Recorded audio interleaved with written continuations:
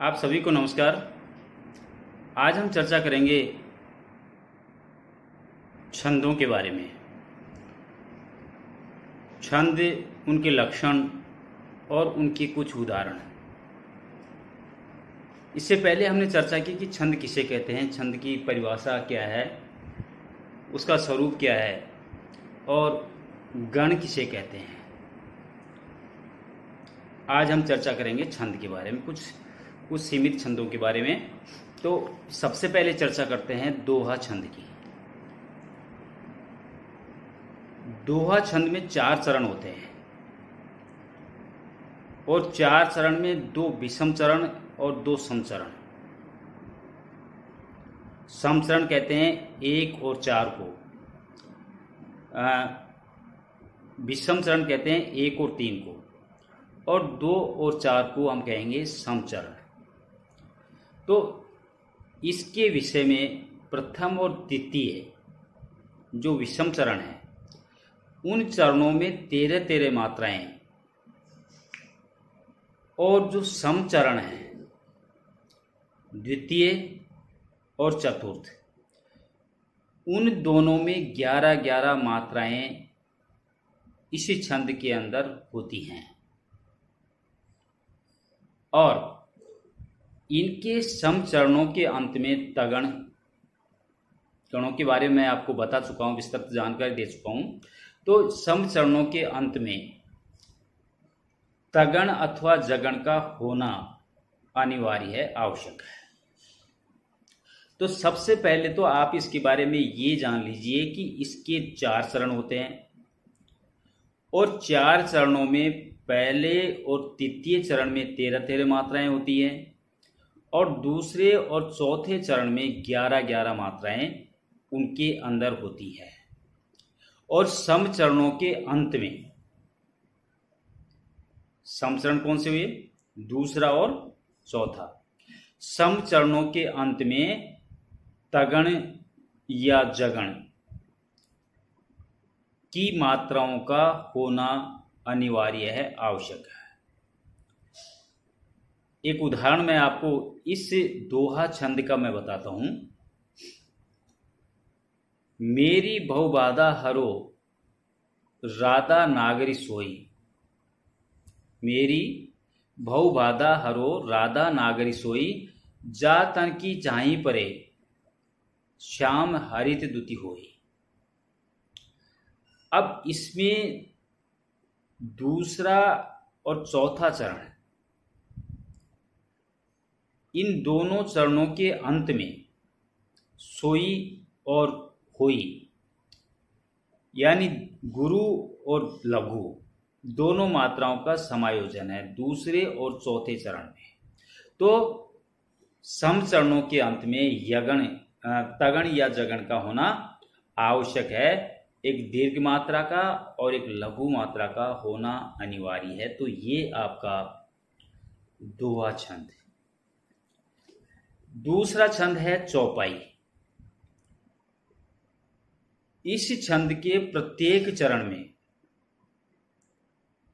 क्योंकि इसके अंदर भी 4 चरण होते हैं, तो इस छंद के प्रत्येक चरण में 16 मात्राएं होती है। ये अंतर है दोहा का और चौपाई का। प्रत्येक चरण के अंत में या प्रत्येक चरण में 16 मात्राएं इसके अंदर चौपाई में होती हैं, तथा चरणार्थ या चरण के अंत में 2 गुण वर्णों के रखने से चौपाई में रोचकता, सरसता और मधुरता आ जाती है। तो इसमें 2 मुख्य बातें हैं। एक तो 4 चरण होते हैं और चरणों के सभी चरणों में 16-16 मात्राएं होती हैं, और चरणों के अंत में अगर 2 गुण वर्णों का समायोजन हो जाए तो चौपाई में सरसता और रोचकता या मधुरता का समावेश हो जाता है। मैंने आपको बताया था कि मात्राओं की गिनती किस तरह की जाती है। अगर मात्रा बड़ी है, वर्णमाला के प्रत्येक अक्षर की जो मात्रा होती है, वर्ण की जो मात्रा होती है, जैसे मैंने बताया था कै ख ग घ न छ छ छ, तो ये तो हुई लघु मात्रा है। लेकिन इनके साथ अगर मात्रा जोड़ दी जाए, जैसे कै का कर दें, को कर दें, के कर दें, तो ये जो मात्रा जो इसके साथ लगी है, इस मात्रा लगने के कारण उन मात्राओं की संख्या 2 हो जाएगी। तो जब हम चौपाई की गणना करते हैं या किसी भी छंद की गणना करते हैं, तो मात्राओं की गणना करते समय इसका विशेष ध्यान आपको रखना होगा कि लघु और गुरु, लघु की 1 मात्रा गिनी जाए और गुरु की 2 मात्रा गिनी जाए। अब चौपाई का एक उदाहरण मैं आपको बताता हूं। 4 चरण। सुनौ प्रियाव्रत रुचिर सुशीला, सुनौ प्रियाव्रत रुचिर सुशीला, मैं कछु करीब ललित नर लीला। 2 चरण पूरे हो गए। तीसरा चरण और चौथा। तुम पावक मऊ करई निवासा, जब लग करऊ निशाचर वासा। तो ये इसके 4 चरण हैं और 4 चरण के प्रत्येक चरण में 16-16 मात्राओं का समायोजन चौपाई के अंदर होता है। तो ये मुख्य पहचान होती है चौपाई की कि प्रत्येक चरण में 16 मात्राएं चौपाई में पाई जाती है। अब तीसरा छंद हरिगीत का। हरिगीत का में प्रत्येक चरण में 28 मात्राएं होती हैं और 16 व 12 पर यति होती है। यति का मतलब आप जानते हो, यति का मैंने बताया था आपको, जहां विराम होता है। हम किसी चीज को शुरू करते हैं, किसी बात को कहना शुरू करते हैं और बीच में कुछ क्षण के लिए अगर हम रुक जाते हैं तो उसको विराम कहते हैं और काव्य शास्त्र की भाषा में उसे यति कहा जाता है। तो यहां हरिगीतिका में प्रत्येक चरण में 28 मात्राएं होती हैं और 16 व 12 पर यति होती है। इसके चरण के अंत में एक लघु और एक गुरु वर्ण का होना आवश्यक है। एक लघु और एक गुरु वर्ण का होना आवश्यक है। अतः इसकी जो मूल पहचान है, 2 ही चीजें, 2 ही बातें आपको याद रखनी है। हरिगीत का छंद अगर कहीं आपके सामने आ जाए और आपको पहचान करनी पड़े, तो सबसे पहले तो यति पे ध्यान दीजिए कि प्रत्येक चरण में 28 मात्रा तो होंगी, लेकिन उसमें 16 और 12 पर यति होगी। तो 16 और 12 दोनों को मिला करके 28 मात्राएं होती है। और दूसरी इसकी पहचान करने का जो मुख्य बिंदु है वो यह है कि प्रत्येक चरण के अंत में एक लघु मात्रा होगी और एक दीर्घ या गुरु मात्रा होगी। ये होना, ये शर्त में शामिल होता है कि हरिगीतिका के अंदर एक लघु और एक गुरु मात्रा का होना अति आवश्यक है। अब मैं आपको इसका उदाहरण देता हूं। हो समय कैसा ही कठिन है, हो समय कैसा ही कठिन, दृढ़ चित होकर मत डरो, पड़ जाए लाखों विघ्न पर कर्तव्य तुम अपना करो। कहते न तुम घर घर फिरो, बाधा हरो, निज बाल बल से नाव लेकर दुख का सागर तरो। 12 और 16 पर यति। चरण के प्रत्येक चरण के अंत में एक लघु मात्रा का और एक गुरु मात्रा का होना आवश्यक है। वर्णमाला का एक वर्ण लघु मात्रा और उसमें लगने वाली मात्रा वो 2 मात्रा कहलाएंगे, जिससे गुरु कहेंगे। अब ये जो हरगीतिका का एक उदाहरण मैंने दिया है, इसके प्रत्येक चरण में डरो, करो, हरो और तरो, ये 4 शब्द आए हैं। और आप गौर करके देख लीजिएगा, देख रहे होंगे कि इसमें पहले लघु मात्रा है, उसके बाद में गुरु मात्रा है, चारों ही चरणों के अंत में। तो ये इस हरगीतिका जो छंद है उस छंद की पहचान है। अगला छंद रोला। इस छंद के प्रत्येक चरण में 24 मात्राएं होती है। रोला छंद की हम बात कर रहे हैं। इसके प्रत्येक चरण में 24 मात्राएं होती हैं और 24 मात्राओं में 11 व 13 पर यति होती है, विराम होता है। हरगीतिका में हमने देखा कि 12 और 16 पर यति होती है, मात्राएं 28 होती है। रोला के अंदर मात्राएं 24 होती हैं और 11 और 13 पर यति या विराम होता है। और ये किसकी दूसरी पहचान रोला छंद की ये है कि जैसे हरगीतिका में चरण के अंत में एक लघु आता है और एक गुरु आता है, लेकिन रोला छंद में चरण के अंत में दोनों ही गुरु आएंगे। ये आवश्यक है, इस छंद को पहचानने के लिए ये अति आवश्यक है कि इस छंद के प्रत्येक चरण के अंत में दोनों ही गुरु का आना आवश्यक है, मात्राओं का 24 होना आवश्यक है और 11 और 13 पर यति या विराम होना आवश्यक है।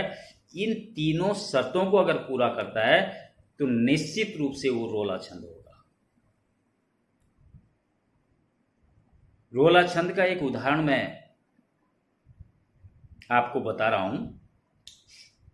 जाके प्रतिपद माई कला 24 गनी राखे, रोला अथवा काव्य छंद ताकई कवि बाखे, नियम ने लघु गुरु केर, रखे अंते गुरु दोई, 11 पर विश्राम करे, अति उत्तम सोई। ये इसका उदाहरण भी है और इसको याद करने की एक ट्रिक भी है।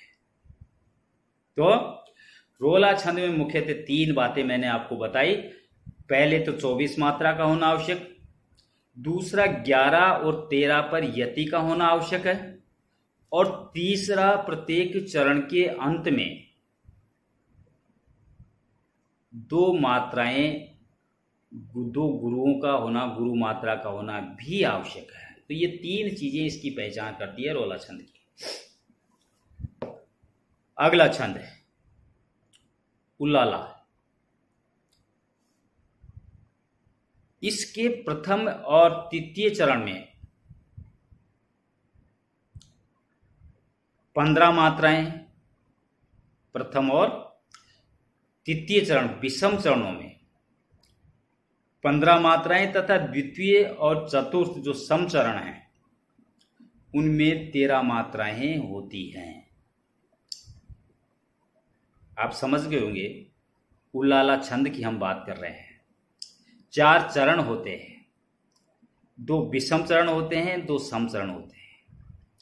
विषम चरण 1 और 3 में 15 मात्राओं का होना आवश्यक है और सम चरण 2 और 4 में 13 मात्राओं का होना आवश्यक है और कुल मिलाकर के 28 मात्राओं का होना आवश्यक है। अगर ये शर्तें पूरी करते हैं तो वो उल्लाला छंद होगा। उदाहरण देख लीजिए। तब दीपमाली के आगमन, तब दीपमाली के आगमन, सब विधि सुखदा सार्थ हो, मंगल प्रशांति कल्याण पद, सर्वविदित सत्यार्थ हो। तो ये 4 चरण हैं और 4 चरणों में प्रथम और तृतीय में 15 मात्राएं, द्वितीय और चतुर्थ में 13 मात्राओं का होना आवश्यक है। और ये अगर होते हैं तो आपने बेझिझक होकर के उल्लाला छंद बता सकते हैं। अगला छंद है कुंडलिनी। कुंडलियां, ये एक मात्रिक छंद है और मात्रिक छंद होने के कारण इसके जो पद हैं, जो चरण हैं, वो 6 होते हैं और इनके 6 पद या 6 चरणों में प्रथम 2 पंक्तियां दोहे की होती है और अंतिम 4 पंक्तियां रोला छंद की होती है। हम ये कह सकते हैं कि दोहा और रोला छंद के मिश्रण से ही कुंडलियां छंद का निर्माण हुआ है तथा आदि और अंत दोनों एक जैसा इसमें होता है।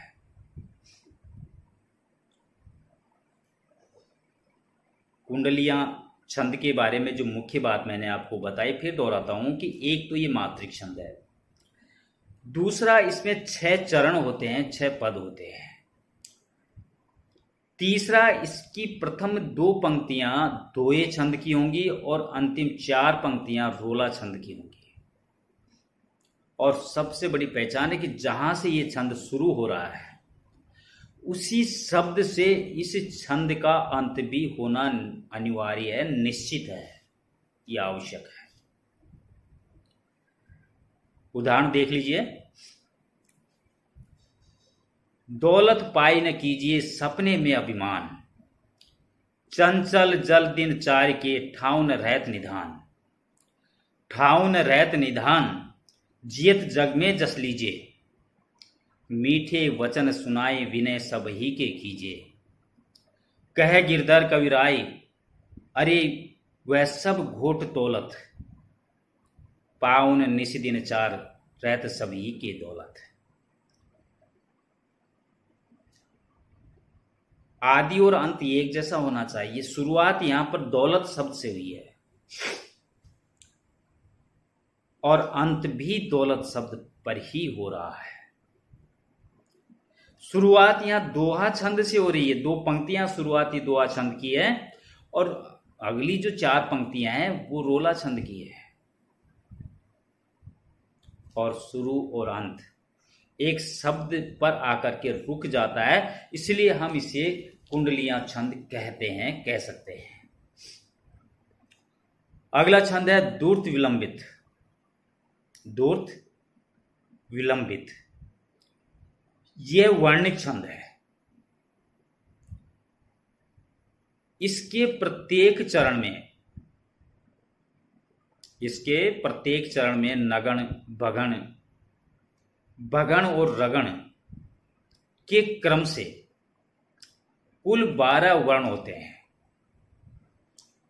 दूर्त विलंबित जो छंद है, गणों के बारे में मैं विस्तार से आपको बता चुका हूं, इसलिए बार बार उसको मैं दोहराना उचित नहीं समझूंगा। ये एक वर्णिक छंद है और इसके प्रत्येक चरण में नगण और भगण और रगण के क्रम से कुल 12 वर्ण होते हैं। अयोध्या सिंह अरियोध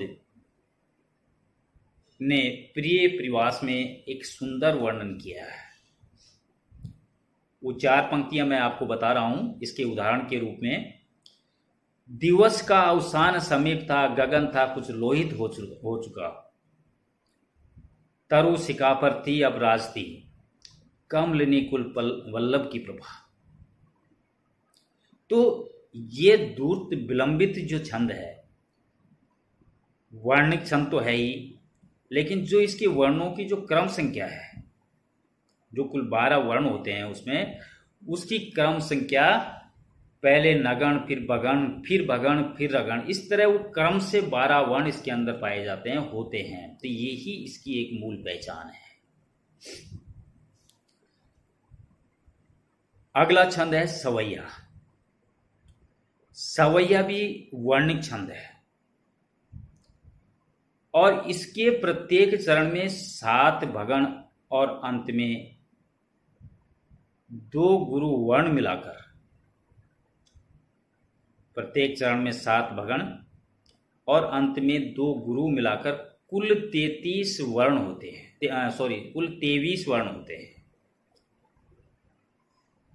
इसे मत गयंद सवैया, मालती सवैया के नाम से भी जाना जाता है। 3 विशेषताएं इसकी मैंने आपको बताई। एक तो मात्रिक छंद है, दूसरा इसके प्रत्येक चरण में 7 भगण होते हैं, और अंत में 2 गुरु मात्राएं होती हैं, और कुल मिलाकर के 23 वर्ण इसके अंदर पाए जाते हैं। अगर ये सारी शर्तें पूरी करते हैं, कोई छंद पूरी करता है, तो वो छंद है सवैया। एक उदाहरण मैं आपको बताता हूं। या लखटी और कामरिया पर राज तेहूपुर को तजदारो, रसखान ने क्या खूब कहा है भगवान श्री कृष्ण के ऊपर। या लखटी और कामरिया पर राज तेहूपुर को तजदारो, 8 सिद्धि नव निधि को सुख नंद की गाय चराओ विसारो। रसखान कहो इन आखिन सो, ब्रज के वन बाग तड़ाग निहारो, कोटि को कल धोत के धाम करील के कुंजन ऊपर वारो। ये सवैया है, और ये जो सवैया है ये मात्रिक सवैया है, वर्णिक छंद है, और वर्णिक छंद में 7 भगण होते हैं, अंत में 2 गुरु होते हैं, और कुल मिलाकर के 23 वर्ण इसके अंदर पाए जाते हैं। इसका उदाहरण मैं आपको बता चुका। अगला छंद जिसकी हम चर्चा कर रहे हैं, मालिनी। इस छंद के प्रत्येक चरण में 15 वर्ण होते हैं। वर्णिक छंद तो है ही, साथ में इस छंद के प्रत्येक चरण में 15 वर्ण पाए जाते हैं, और जो 15 वर्ण है वो क्रमशः 2 नगण, 1 मगण और 2 यगण होते हैं, तथा 8 और 7, क्योंकि कुल 15 वर्ण होते हैं, 8 और 7 पर यति होती है, विराम होता है। 3 बातें हैं। वर्णिक छंद मालिनी, 15 वर्ण इसके अंदर पाए जाते हैं, और जो क्रमशः 2 नगण, 1 मगण और 2 यगण के रूप में होते हैं, और 8 और 7 पर यति होती है, विराम होता है। इसका उदाहरण मैं आपको बताता हूं। लखकर मुख सूखा, सूखता है कलेजा। लखकर मुख सूखा, सूखता है कलेजा, उर विचलित होता है विलो के दुखों को। सिर पर सूत के जो आपदा नाथ आई, ये अवनी फटेगी वो समा जाऊंगी मैं। तो ये उदाहरण मालिनी छंद का है।